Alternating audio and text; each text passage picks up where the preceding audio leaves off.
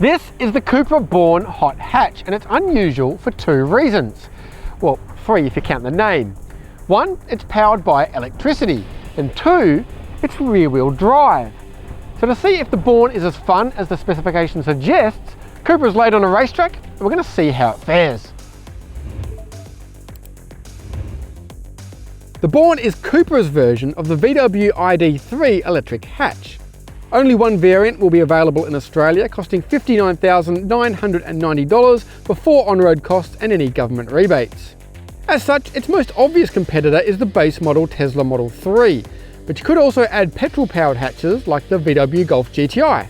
It uses an 82 kWh battery with a claimed range of up to 511 kilometres, while its rear electric motor produces 170 kilowatts and 310 newton meters and propels it to 100 kilometers an hour in 7 seconds.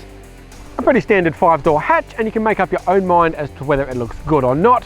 But one thing to note is the optional performance package, which this car doesn't have, which increases the wheel size from 19s to 20s, adds wider Michelin Pilot Sport tyres and adaptive dampers, but it does decrease the range to 475 kilometres.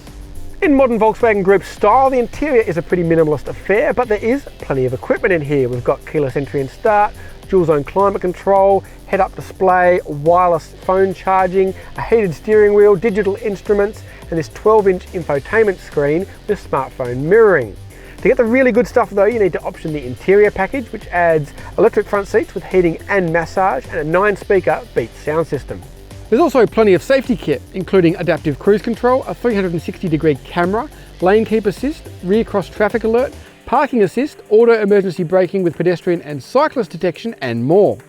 Despite being on the smaller side, the back seat of the Born is actually pretty spacious. I've got plenty of room, and this bench is nice and comfy. There's a pair of USB-C ports, while the boot is a handy 385 litres. We'll go into more detail on the Born's practical side when we have some more time with the car. Today, it's all about discovering how it drives.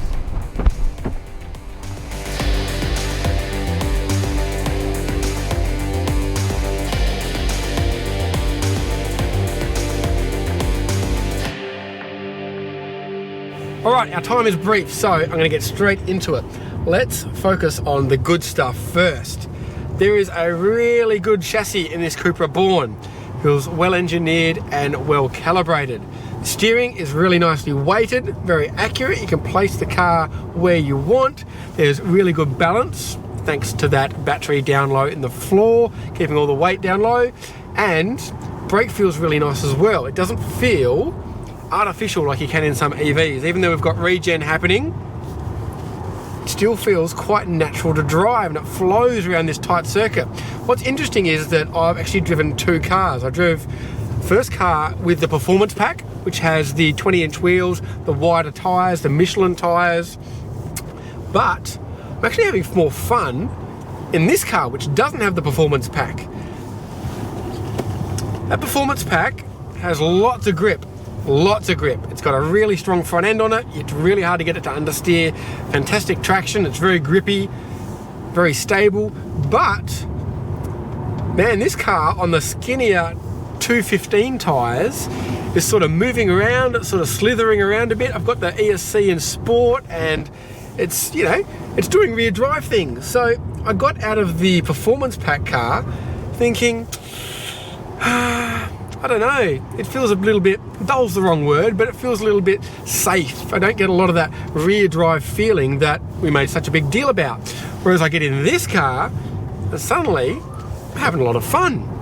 Now, the one thing that the performance pack car has that this doesn't is an ESP off mode. This has ESP on or ESP Sport, not a full off mode. And I've got to say, this has a feeling that it would be an absolute laugh with ESP off on this wet track. Would be able to slide it around and, you know, have a point of difference over your regular front-wheel drive petrol hatches. So what I really want at the moment is a performance package car, but with this wheel and tyre package, because it's changed my mind a bit. I've actually changed my verdict. Initially got out of the performance pack car and thought, yeah, okay, good chassis, good balance, lots of grip, you can, you know, push hard in it, but not super playful, not super rear-wheel drive. Whereas this car is a hoot. I've got a bit of understeer there. I can get the rear sliding slightly, throttle steer the car a bit, but the ESP is limiting me. Probably not a bad thing on a day like today, but ESP is limiting me from getting under the car's full potential. So, what are the bad things? One of the bad things was that it was going to be a little bit safe, whereas this car has proved that the Cupra Born can actually be a fun rear-wheel drive hatch. The caveat though is, it doesn't feel that fast. I mean, 0 to 100 in 7 seconds isn't blistering, but it's quite quick. Whereas this car doesn't really have that immediate punch you'd expect with EVs. It's okay, it gets along okay, but certainly if you compared it to like an i30N or something like that, let alone some of the faster Tesla Model 3s, which I know are more expensive, it doesn't have that same like pin you back in the seat sensation. Yeah, it gets along okay, it's quickish, and certainly it feels more engaging in this car that has less grip. Again, the other car felt like it had more grip than power, and subsequently you're like, oh yeah, okay, I get it, it's, you know, nicely balanced and stuff like that, but I want a bit more excitement, whereas this car is fun. The other downside is this is a heavy car. You can really feel the weight under changes of direction. This thing's almost 1900 kilograms, and while it doesn't feel anywhere near that heavy, probably feels about maybe 1550, 1600. On these changes of direction, you can feel that there is a lot of mass happening here. But again, we're on a racetrack. This isn't a racetrack car. It's just to give us a taste of the car's dynamics. So on the road, I suspect you won't notice that quite so much. So this is obviously a very early, very quick taste of what the Cupra Born can do, but it's also been very revealing. The performance package, lot to like, good steering, good brakes, lots of grip, but this non-performance package car certainly delivers more of that rear drive hot hatch promise. So stay tuned for a longer drive and a longer review when we get behind the wheel of the full production cars.